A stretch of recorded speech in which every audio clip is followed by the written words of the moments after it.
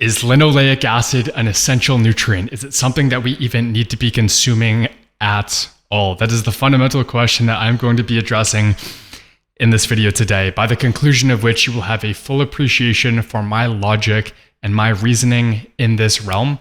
And if that resonates with you, then please feel free to do with this information what you will. If you're new to my channel, you haven't seen this face before, my name is Jason and my background is in healthcare. I've got a doctorate degree in pharmacy and I spent 5 years circulating the state of Maine, consulting at a number of different nursing homes. But my true passion is self-actualization and paying forward the same unfair advantages information-wise that I was given in 2015 that not only allowed me to reverse a rare, apparently incurable disease called eosinophilic esophagitis, which pharmaceuticals were unable to afford me, but also building an impressive physique and having zero anxiety, cold approaching women and otherwise, just being at ease with myself. I've blazed the trail and I'm here to reverse engineer, giving you the map to help you find your freedom too.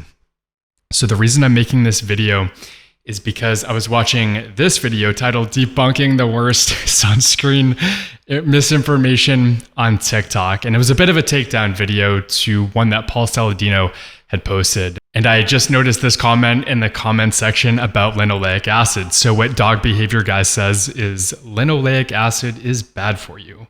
It's literally one of only 2 essential fatty acids and arguably the more essential of the 2. Fail on skincare and nutrition for the man who rubs a weird snack on his skin. So he's referring to Paul Saladino. And what I'd like to offer you is just a little bit of the back and forth discord between myself and this commenter, and I believe somebody else who had chimed in. So what I had said is that the dose determines the poison. Modern humans have an excess of 20% linoleic acid stored in adipose tissue, as compared with an ancestrally consistent amount of approximately 8%. A linoleic acid deficiency is unheard of, and the trace amounts found in meat, milk, and eggs are more than sufficient. I also said linoleic acid is actually not at all essential, my friend. The 2 essential fatty acids are DHA, that's docosahexaenoic acid, and arachidonic acid. An absence of the latter is what renders linoleic acid intake conditionally, not directly, essential. And somebody else comes in, Zagrus5773, quotes me, linoleic acid is actually not at all essential, my friend, and says, source? Pretty sure that is nonsense, my friend. It is the other way around. ARA, that's arachidonic acid, is not an essential fatty acid since it can be synthesized from linoleic acid. By definition, if your body can synthesize it, it is not essential. LA, on the other hand, cannot be synthesized from ARA or anything else. An example, it is essential. And LA is a precursor to lots of other stuff besides ARA, for example, GLA and DGLA, so that's gamma linolenic acid, and dihomo gamma linolenic acid. But please give me a paper that claims LA is not a true essential fatty acid, or is this just something Huberman said on his podcast? And so I said, correct, arachidonic acid can be synthesized from linoleic acid, just like DHA can be synthesized from alpha linolenic acid, but neither LA nor ALA are essential if you are directly consuming the actual fatty acid that is necessary to support life. The only reason LA or ALA are conditionally essential is if you are not directly consuming the actual fat that is in fact vital. But in and of themselves, they are entirely unnecessary. ALA and LA, that is. I will make a video explaining it further if that would be helpful. Dog Behavior Guy then quoted me and said the synthesis of ARA and DHA are not the only essential functions of LA and ALA. I'm with Zagrus. Source, please. So let's unpack this a little bit. And quite frankly, the only reason I'm making this video is because oftentimes when people disseminate the fact that linoleic acid is essential, i.e. the fact that its consumption is necessitated to support life, what I find is that these individuals are, frankly, at best, not anti-seed oil, but then at worst, they are pro-consumption of these refined, bleached, and deodorized oils that, frankly, in the next 10 years, will hopefully be rendered illegal, just given the depth and breadth of human havoc that they're giving rise to. But I just wanted to define an essential nutrient, and that is one that is necessary to consume to support life. And I've just included this table here to give you examples of things that are actually indeed essential. And so on the most left-hand column, we can see a number of different minerals, the element symbol of which being depicted here. We've got iron, zinc, copper, manganese, iodine, selenium, molybdenum, copper, and nickel. We can see a number of different vitamins as well, such as A, D, E, K2, ascorbic acid, a number of different amino acids. I can remember having to memorize these in school. So you've got the branched chain amino acids, right? Leucine, isoleucine, and valine. And you've got 6 other amino acids that comprise those that are essential. But then we make our way over to those that are deemed essential fatty acids, and that's linoleic and linolenic acid, which represent the parent omega-6 and omega-3 fatty acid, respectively. And what I would like to submit in this video today is that neither linoleic nor alpha-linolenic acid are actually essential. And what this table illustrates here is, quite frankly, everything wrong with the current prevailing paradigm, which is its advocacy for the consumption of per day 17 and 12 grams of linoleic acid for men and women, respectively. And one of the reasons that I'm so passionate about this is that this is the same information that led me off a cliff. This is the same information that overclocked my immune system, resulted in me having to contend with the consequences of eosinophilic esophagitis, exercise-induced asthma, and allergic rhinitis around the clock and calendar year. And that's not least evidenced by this very embarrassing message that I hope shows you that I had very humble beginnings and that I'm no smarter, frankly, than you are. I'm just lucky enough to have crossed paths with people a lot smarter than me who educated me and got me back on track. This is something that you cannot unsee. This was September 11th, 2014, almost 10 years ago. And I'm going to quote a message that I had sent to a member of the bodybuilding.com fitness forum at the time. I said, "Hey Pug, you seem to be a primary candidate for a concern of mine!" Exclamation point.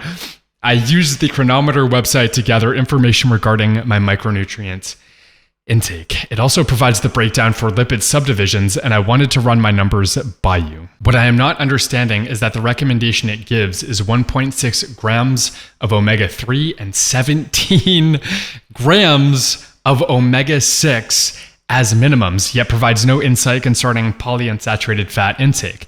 I suppose it is just assumed that meeting omega-3 and omega-6 in turn ensures PUFA sufficiency. And then I gave him my breakdown of the various fatty acids, among them 15 grams of polyunsaturated fat. And I said, "How does that look?" Pug says, O6 is not, all capital letters, low. Omega-3 is borderline low. The trans fats are ruminant, not industrial, so that's fine. Eat fatty fish a couple of times per week, for example, and that will increase omega-3 significantly. Otherwise, you are fine. So this message really just epitomizes the gap in my understanding at that point in time. I had no idea that 17 grams of linoleic acid was nothing remotely resembling something that was vaguely appropriate, quite frankly, for any human being to be consuming. And since that point in time, by the way, since I crossed paths with Pug and another member of that fitness forum who really revolutionized and recontextualized everything that I thought I knew about nutrition, some really cool things have happened. The aforementioned eosinophilic esophagitis that used to leave me unable to speak and barely able to breathe is something that I can confidently say I have reversed in a pharma-free fashion.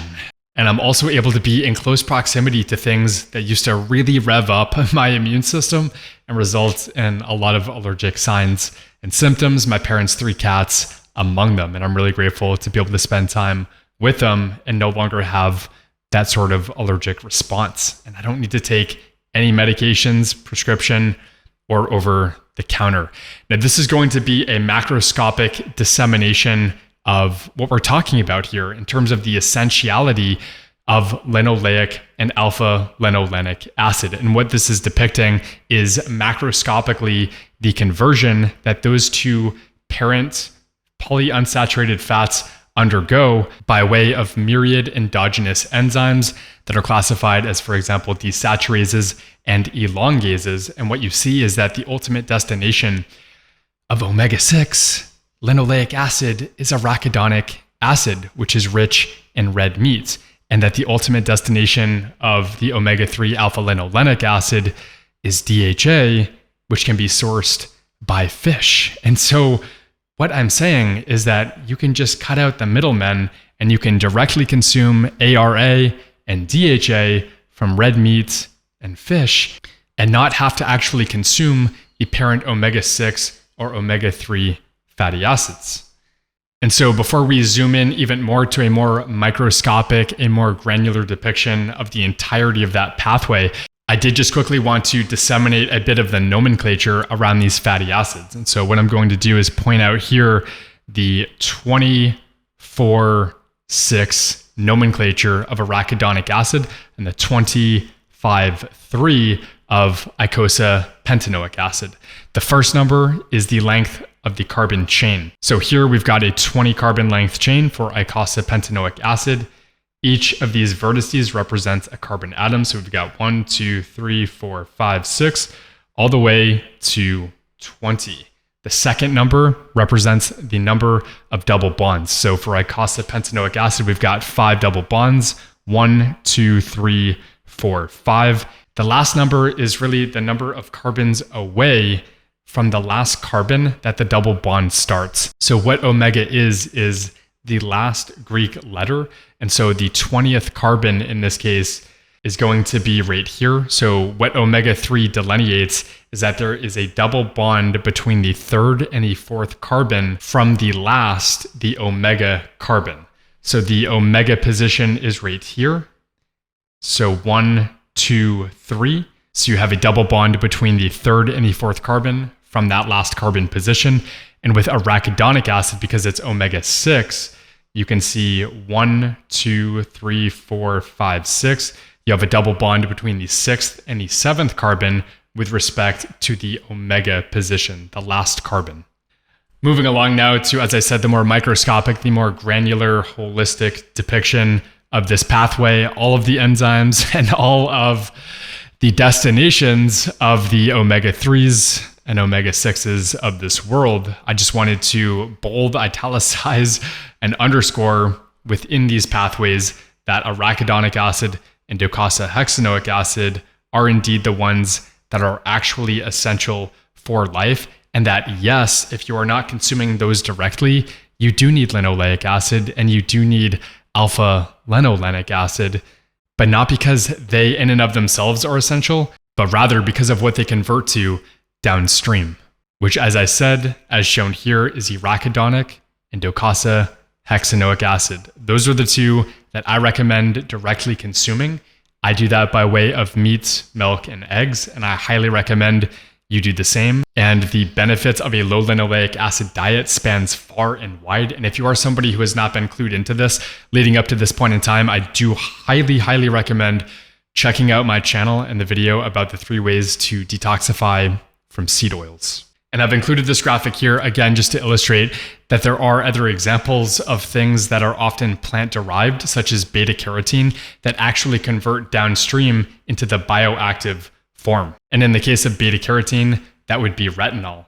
But to say that beta-carotene is an essential nutrient would be absurd when you can just consume retinol directly from animal products. And the same is true in terms of positing that LA and ALA are essential when you can directly go to the source and consume the DHA and the arachidonic acid from animal-derived sources. And I wanted to include this graphic here just depicting the frank absurdity of the unbelievable increase in linoleic acid that modern humans are consuming relative to our evolutionary times, relative to even 1935 to 1980. Modern humans, if you were to perform a linoleic acid biopsy test, have over 20% of their adipose being composed of linoleic acid. And that doesn't just politely, magically appear out of nowhere. This tracks perfectly with the increased consumption of these refined, bleached, and deodorized oils since they came to fruition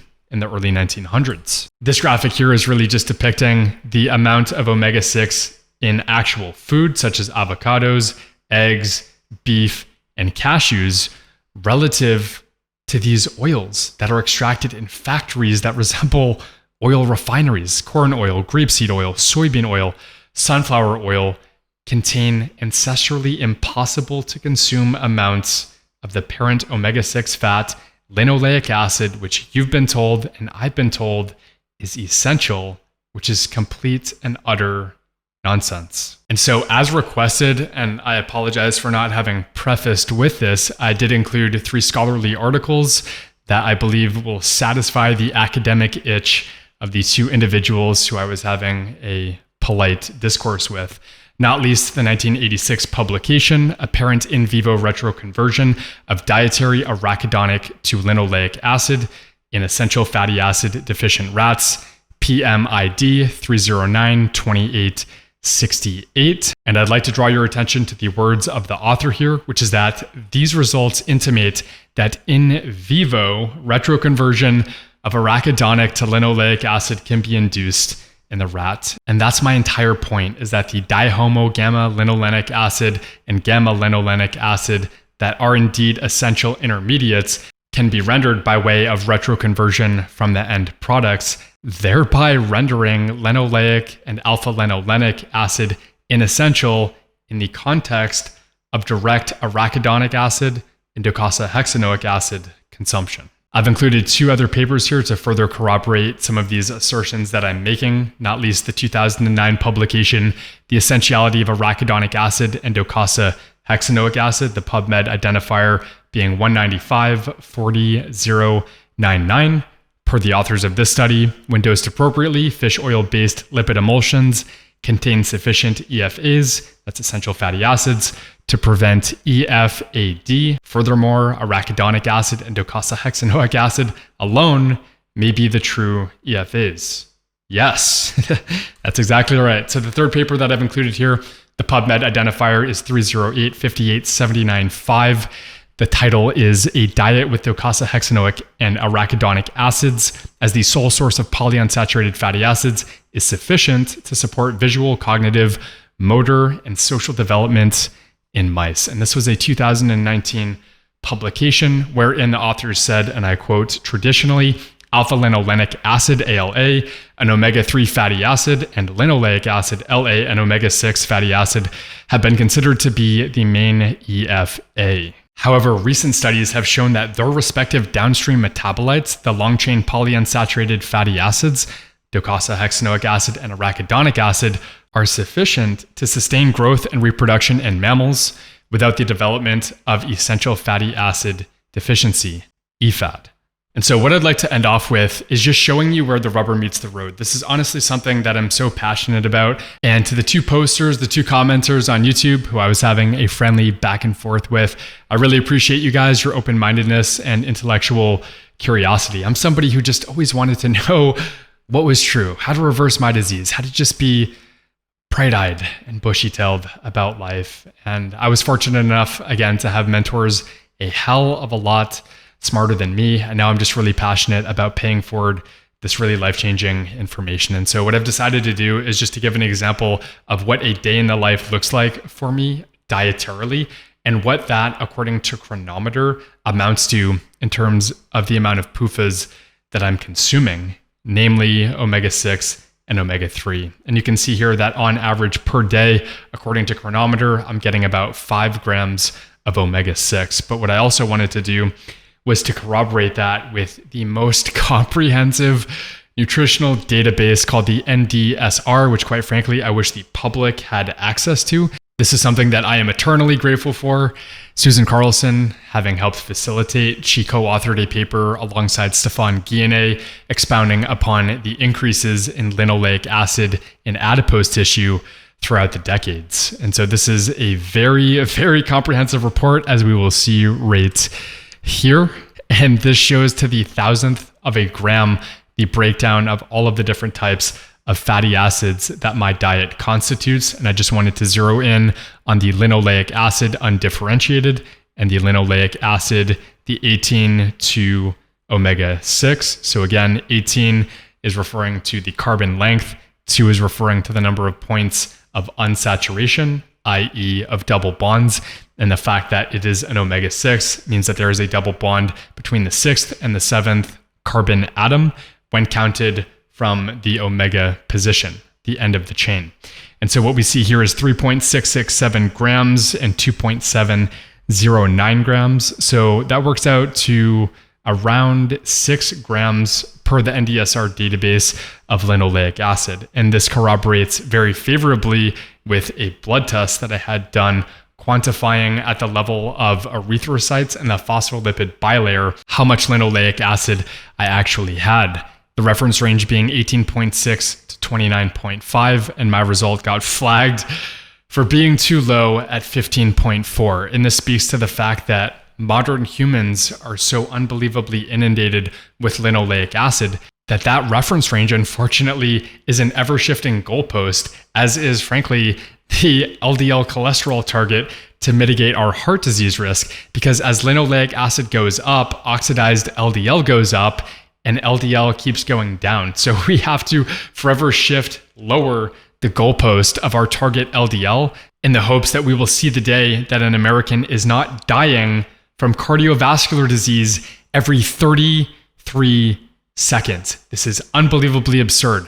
The higher the linoleic acid we eat, the lower the LDL target has to be, because the percent of that is oxidized and by extension injurious to the endothelium keeps going up. So my submission to you is this: why not now?